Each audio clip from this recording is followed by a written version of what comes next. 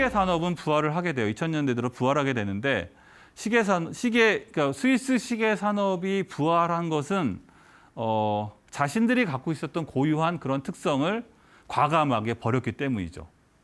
이들은 이제 더 이상 정확한 시간을 말하는 것 자체에 대해서 포기한 거예요. 그 대신에 어디로 가죠? 패션 명품으로 갑니다. 명품이라는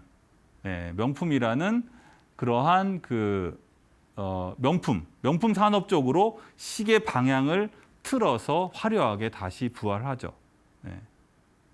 그런데 재미있는 것은 시계가 명품, 사실 패션 상품, 사실은 거품 산업일 수도 있어요. 거품을 먹고 사는 그러한 명품 산업이지만 시계 산업을 이끄는 마케팅에서는 절대로 그렇게 얘기를 하지 않죠. 우리는 매우 기술적이라고 얘기를 해요. 사람들한테 기술에 대한 환상을 집어넣게 되죠. 하지만 그래서 상관없죠. 가지면 좋은 거니까. 가지면 좋게 만들고 싶어하는 그런 인간의 욕구, 그 욕구를 자극함으로써 시계 산업이 다시 부활을 하게 됐다고 말씀드릴 수가 있겠습니다. 자, 그리고 세월이 다시 흐르게 됩니다. 이제 과학이 발달하면서 점점 더 정확한 시간을 찾는 그런 방법을 찾게 되는데 그때 탄생한 그러니까 쿼츠 시계가 탄생한 지 불과 30년 만에 훨씬 더 비교도 할 수 없을 만큼 정확한 시계가 탄생합니다. 그것이 바로 원자시계인데 간단하게 원리를 말하자면 세스미라는 원자가 있어요. 그런데 세스미라는 원자를 에너지가 가게 되면은 그것이 에너지를 방출하면서 계속 왔다 갔다 합니다. 에너지 준위 왔다 갔다 하게 되는데 계속 빠르게 에너지 준위 반복하게 되는데 그 에너지 준위가 반복하는 숫자 카운트를 하는 거예요. 왜냐하면 그 시간이 똑같으니까. 그래서 무려 91억 9,263만 1,770번 반복을 하면은 그게 1초다. 이렇게 정의를 하게 됩니다. 그렇게 해서 세심 원자를 이용한 시계를 이제 만들게 됩니다. 근데 이제 그걸 가지고 물론 세 개의 표준시를 공급을 하게 돼요. 이제 쿼츠는 퇴역을 하게 되고 쿼츠는 이제 퇴역을 하고 표준 시간을 하는 그런 기기로서는 퇴역을 하게 되고 이제 산업화가 되게 되죠. 산업화로 길을 가게 되는데 그 사이를 이제 원자시계, 더 정확한 원자시계가 채우게 됩니다. 그런데 이 원자시계가 어디에 사용하게 되냐면은 이제 위성에 탑재를 하게 됩니다. 왜냐하면 위성은 자신의 좌표와 현재 시간을 정확하게 알아야 되기 때문에 축소한 형태의 원자시계가 이제 위성에 탑재하게 되죠. 여기에 대한민국이 등장해요. 이 역사에, 시간의 역사에서 한국이 매우 중요한 역할을 하게 됩니다. 1983년에 대한항공 007편이 실종 사건이 벌어집니다. 사할린에서 사라진 거죠. 사라졌는데 나중에 알고 봤더니 소련 그 공군기에 격추가 되죠. 격추가 돼요. 우리를 충격으로 빠뜨렸던 그 당시에 대한항공이 연달아서 3번 정도 사건이 벌어지게 됩니다. 그중에 두 번째 사건인데요. 두 번째 사건인데 이것은 명확하게 누가 쐈는지도 알고 다 압니다. 알게 되는데 우리가 알고 있는 우리를 되게 슬프게 했던 대한민국의 슬픈 역사인 이 사건이 시간과 공간의 역사를 바꾸게 돼요. 왜 그런 일이 벌어졌는지 설명을 드릴게요. 당시에 비행기에 타고 있었던 것이 한국 사람만 탄 게 아니에요. 매우 중요한 인물이 타고 있었습니다.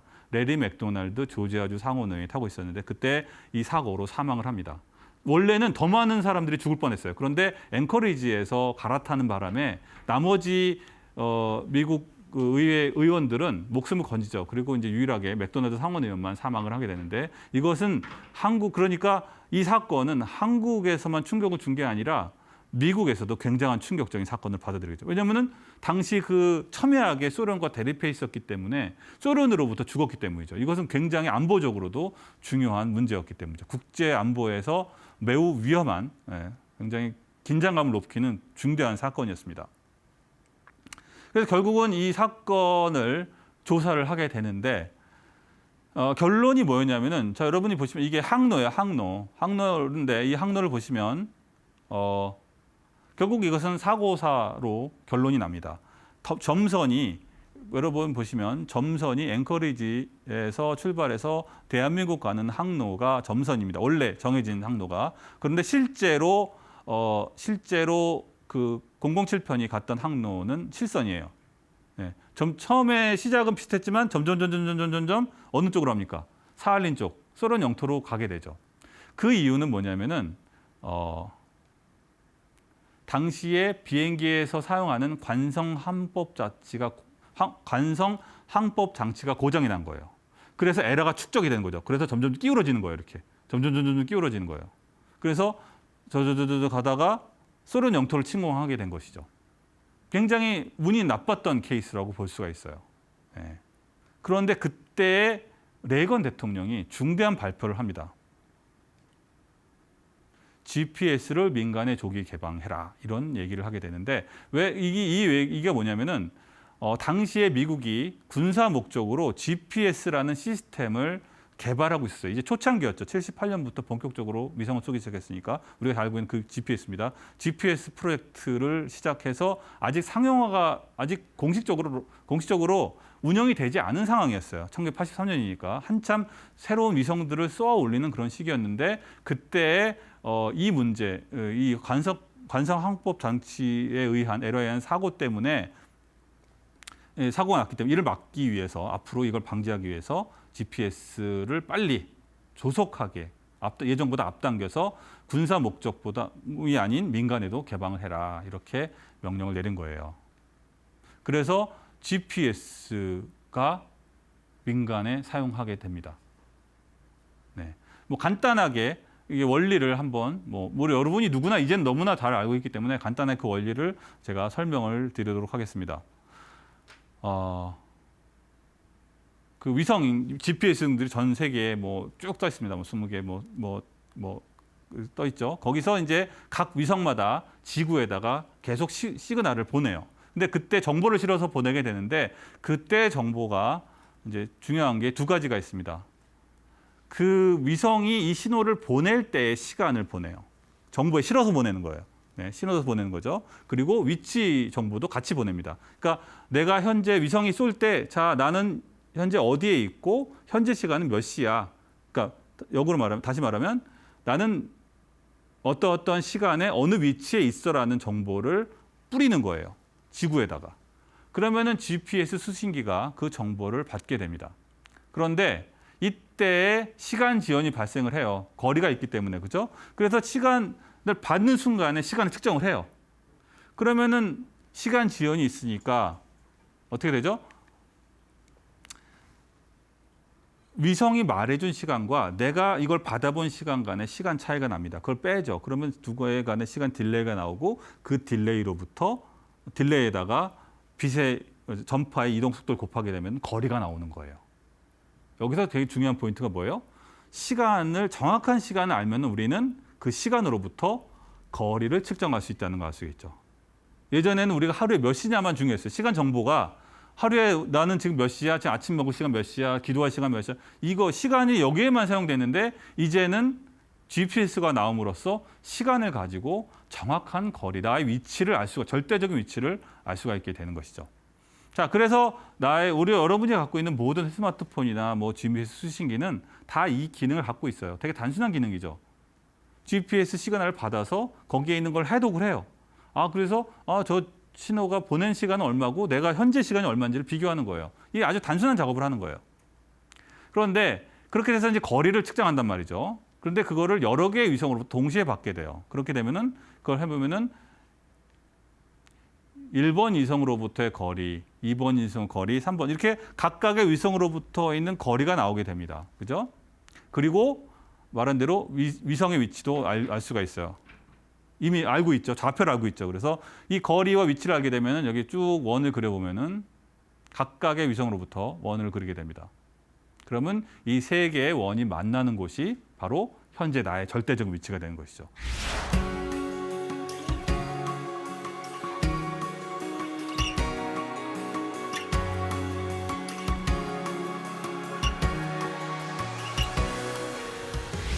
자, 이제 오늘 강연을 마무리하는 마지막 이제 이야기를 하도록 하겠습니다. 마지막은 이 시간의 비가역성에 대해서 얘기를 하려고 해요. 시간의 비가역성이 무엇일까요? 어떤 얘기냐면은 한마디로 시간은 한 방향으로만 흐른다. 거꾸로 흐르지 않는다는 얘기예요. 우리는 다 과거로 돌아가고 싶어 해요.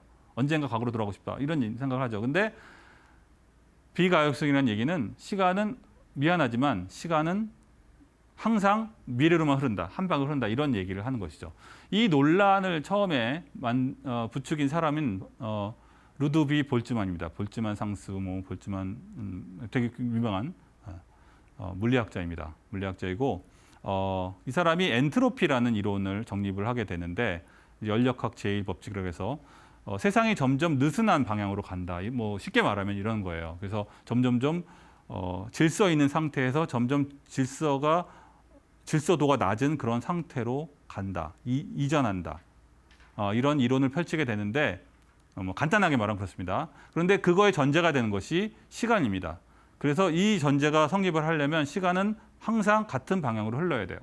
네, 그런 것이죠. 그런 얘기들을 하게 됩니다. 근데 이 사람이 당시에 내놨던 이 엔트로피와 이론은 엔트로피 관련된 시간에 대한 이론은 굉장히 많은 공격을 받게 돼요. 당시 물리학자들로부터 엄청나게 많은 인신 공격성의 그러한 공격을 비난을 받게 되고 이 사람 평생 그거에 대한 그 답변, 그걸 방어하다가 결국 우울증으로 자살하게 됩니다. 그만큼 인간의 시간에 대한 욕구가 컸다고 볼 수도 있겠죠. 그리고 이 엔트로피나 이 사람이 했던 이론들은 여전히 논란의 대상이 되는 것이죠. 어쨌든 볼츠만이 주장한 이 시간의 비가역성적인 이러한 근거는 사실 우리가 현재 사는 관점에서는 거의 맞는다고 볼 수 있어요. 틀리는 경우가 생길 수도 있겠지만 우리가 현실 일반적인 삶을 사는 동안에는 그걸 겪을 가능성은 제로에 가깝습니다. 네. 그런데 볼츠만이 그렇게 비극적인 삶을 사는 동안에 영국의 아서 에딩턴이라는 천문학자가 1928년에 시간의 화살이라는 그러한 주장을 하게 됩니다. 아서 에딩턴은 왜 유명하냐면은 아인슈타인의 상대성 이론, 상대성 이론을 통해서 중력이 휜다.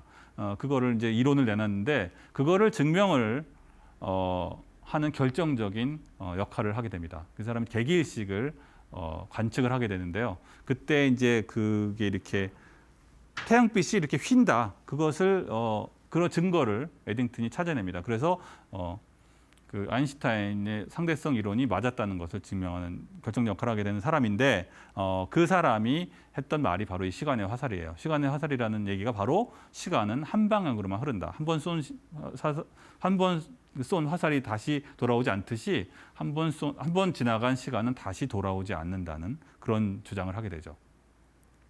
근데 이제 중요한 건 이거예요. 아까 말한 대로 이들의 과학적인 이러한 논증과 주장은 이론의 여지가 있습니다. 네, 이게 무조건 맞다고 말할 수도 없고 틀리다고 말할 수도 없어요. 근데 중요한 것은 우리가 일상적으로 우리가 살면서는 대부분의 경우 우리는 죽을 때까지 이 말이 틀린 경우를 우리는 확인할 수가 없을 겁니다. 즉 우리가 사는 동안은 시간의 비가역성은 유지가 되는 것이죠. 그러니까 과거로 돌아간다는 생각은 일찌감치 포기하는 게 좋다는 얘기예요. 고대 그리스의 극작가인 소포클레스는 우리에게 이런 말을 남겼습니다. 당신이 허비한 오늘이 어제 죽은 자가 갈망하던 내일이다. 시간은 엄청나게 많은 의미를 갖고 있습니다. 우리 역사를 바꾸기도 하고 권력을 갖게 하기도 했고, 그죠? 나라를 통치하기 위한 수단으로 사용하기도 했고, 우리 현실에 있어서 모든 것들이 가능해졌어요. 만약에 GPS가 없었다면 생각을 해보세요. 여러분 당장 배달 앱도 못 써요. 그죠? GPS 없으면 이 많은 거 생각합시다. 그런데 그것들이 다 어디서부터 온 거죠? 시간으로부터 온 거예요. 시간으로부터. 그죠? 그만큼 우리 삶에서 영향을 미칩니다. 그리고 우리는 모두 다 각자 자신에게 갖고 있는 유한한 양의 시간을 갖고 있어요. 그래서 태어날 때 내가 쓸 시간을 다 안고 태어납니다. 그죠? 등에 지고 태어나는 거예요. 그리고 계속 그 시간을 쓰는 거예요. 그리고 한 번 일단 쓴 시간은 다시 주워 담을 수가 없어요. 이 말은 여러분이 갖고 있는 시간이 얼마나 소중한지를 일깨워 줄 것입니다. 예. 그래서 오늘 그 시간에 대한 강연은 이렇게 마무리 짓도록 하겠습니다. 예, 감사합니다.